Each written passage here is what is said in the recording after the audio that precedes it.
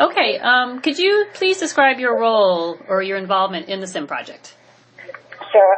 About a year and a half ago, I was hired as the commissioner for the Office of the Health Insurance Commissioner, at which time I took over the role of co-convener of SIM, co-director with the OHHS, and also, I want to say that I provide supervision for Marty Rosenberg, because I don't, but in fact she is housed in my office and we work very collaboratively.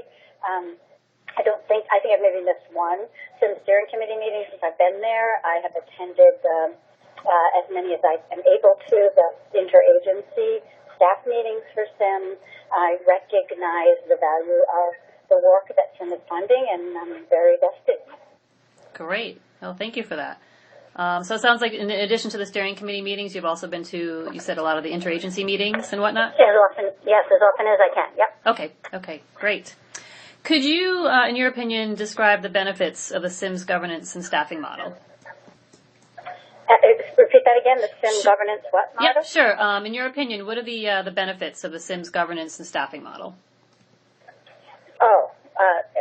Actually, it's been a unique experience for me to see the kind of interagency collaboration that has taken place as a result of SIM.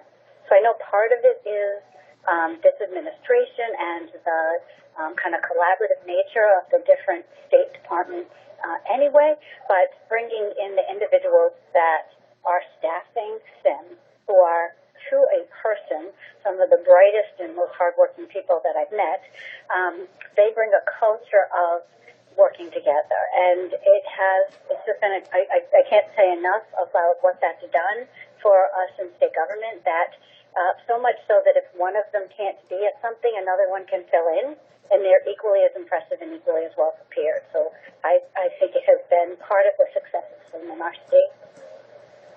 Great, thank you. Are there any, in your opinion, any kind of barriers to the SIM's governance and staffing model? It takes a lot of time. Okay. That's the other, is that the work that the group does that is so effective takes time. And you've got to really be willing to invest a lot of time talking to each other, communicating with each other, which this team is very good at doing. But it definitely takes time. Sure. Okay. And what about, how has SIM fostered collaborations or relationships within your own organization? So we're very grateful at OPIC for SIM. Okay. Yeah, no problem. Somebody's calling me at the gate point area. Hold on for 1 second. Oh, sure, no problem. Okay, all right. Excuse me.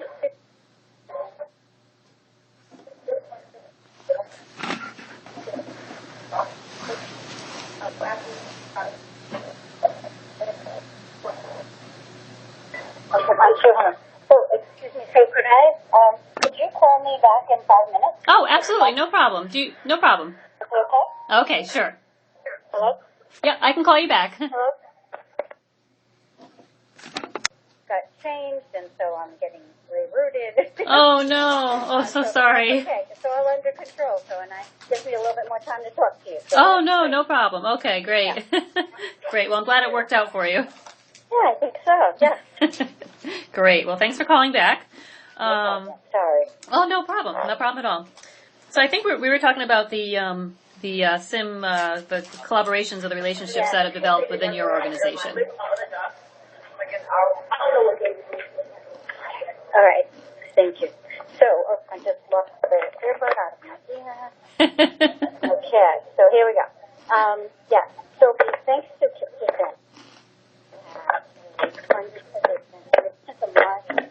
Part of our staff and really taking the journey for her expertise and her perspective working with other state agencies. As a part of all this, we also have another Yep. Oh, I'm sorry, Marie. I'm having a little trouble hearing you. Do you want me to call you back? I'm having a little trouble hearing you. I know, I just put you on speaker and I'll take the earbuds out. Oh, okay, that's why. Sorry. Yeah. Okay. So in addition to having Marty as part of our staff, which Yep. has been a great benefit in terms of understanding what's going on in other agencies, as well as her perspective on SIM and her expertise, we have a SIM core staff person also in our office, and that person has been able to not only work on the SIM, all of the SIM initiatives, but also on those that are most important and most critical to the work of our office. And that has just been not only a joy, but a real benefit to it expanding. So it wasn't as though SIM just gave us money and said, here you go, do something. Right. In fact, SIM gave us a person to help us learn how to do it and to get it done. So SIM's been a valuable part of our team. Great. Sounds very helpful. How has the SIM fostered relationships between, say, your agency and other SIM-related entities? So actually, it's been in a number of ways. So, especially thanks to the fact that I have been able to make it to some of the interagency SIM core staff meetings. So I've really learned who the individuals are who are working on certain projects, what their activities are, who's working collaboratively, and we also have other staff from OHIC that attends those meetings. So it's really brought us together with the EOHHS agencies, particularly. We're not a part of EOHHS, so it has brought the health focus of OHIC into the other agencies that are working on very similar issues to us. And it's really broadened our perspective and our understanding. So I think that's it. Great. Okay. What about the impact of the SIMS, the culture of collaboration, has had beyond state governmental agencies?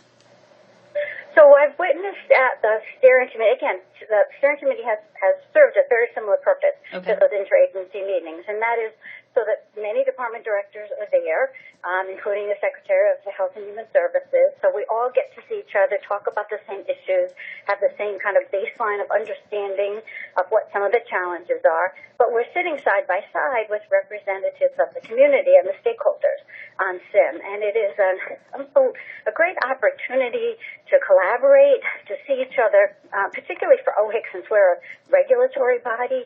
So very often we're seeing folks in a position where we're talking about things that they're not really happy about. So it's great to be in an environment where we're talking about positive change and working together and making the state making investments. So I think it's done a lot in terms of the community participation in state government decision making. Wonderful. In terms of, I know we talked a little bit about this in the previous question, but the SIMS focus on culture of collaboration. How, in other ways, how has that impacted how your organization works? I know you mentioned that you were given, extra people to help. Any other changes within how your organization works? Well, I think, it's helped to broaden the perspective of our regulation team.